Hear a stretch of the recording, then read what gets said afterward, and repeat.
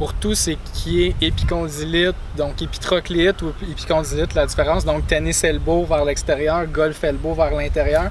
Donc tout ce qui est douleur au niveau de l'avant-bras en avant ou en dedans de l'avant-bras, c'est différent. Donc pour aller chercher tout ce qui est par rapport au tennis elbow principalement, donc l'épicondylite latérale, on va aller chercher les extenseurs du poignet et des doigts. Donc en 3 volets, on va aller chercher un étirement global, toujours aller chercher une petite traction au préalable. On vient chercher la flexion du poignet jusqu'à ce que ça tire dans l'avant-bras vis-à-vis la zone sensible.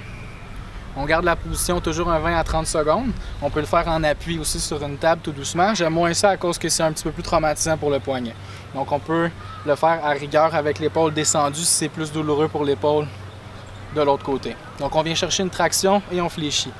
Deuxième volet, inclinaison d'un côté puis de l'autre. Donc on vient chercher d'autres muscles qui s'attachent à la même origine. On vient tirer, on vient fléchir, puis on vient incliner. Donc on vient tourner le poignet d'un côté. On sent que ça tire un peu plus, parfois vers l'extérieur souvent. Et on fait la même chose vers l'intérieur, tout doucement. Donc c'est vraiment une question de perception. Si on sent que ça tire un petit peu plus vers l'extérieur, on maintient vers l'extérieur un petit peu plus. Et on maintient la position toujours un 20 à 30 secondes aussi. Ensuite, on vient chercher les doigts, on vient les empoigner ensemble, puis on vient toujours faire un élément de traction au niveau du poignet pour aller fléchir. Même chose, généralement celui-là il tire un petit peu plus.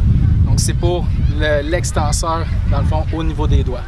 On vient chercher à le fermer, on fléchit, on garde les doigts fermés légèrement, puis ça tire là où ça fait mal. Toujours garder, on va toujours se laisser en dessous du seuil de la douleur. On veut que ça tire, on ne veut pas que ça soit une douleur qui est très désagréable. Ensuite, en fait, à l'opposé, pour tout ce qui est à l'intérieur, donc j'en parle dans le cadre du même vidéo, c'est très rapidement, en fait, c'est la même chose. Donc on vient chercher une composante, cette fois-ci, d'extension au niveau du poignet. Toujours le coude bien important en extension complète. Et on vient chercher les doigts au passage dans un deuxième volet pour aller chercher plus le fléchisseur superficiel des doigts qui vient s'attacher, encore une fois, au niveau de l'épicondyle médial. Ça vient compléter le volet épicondylite épitrocléite.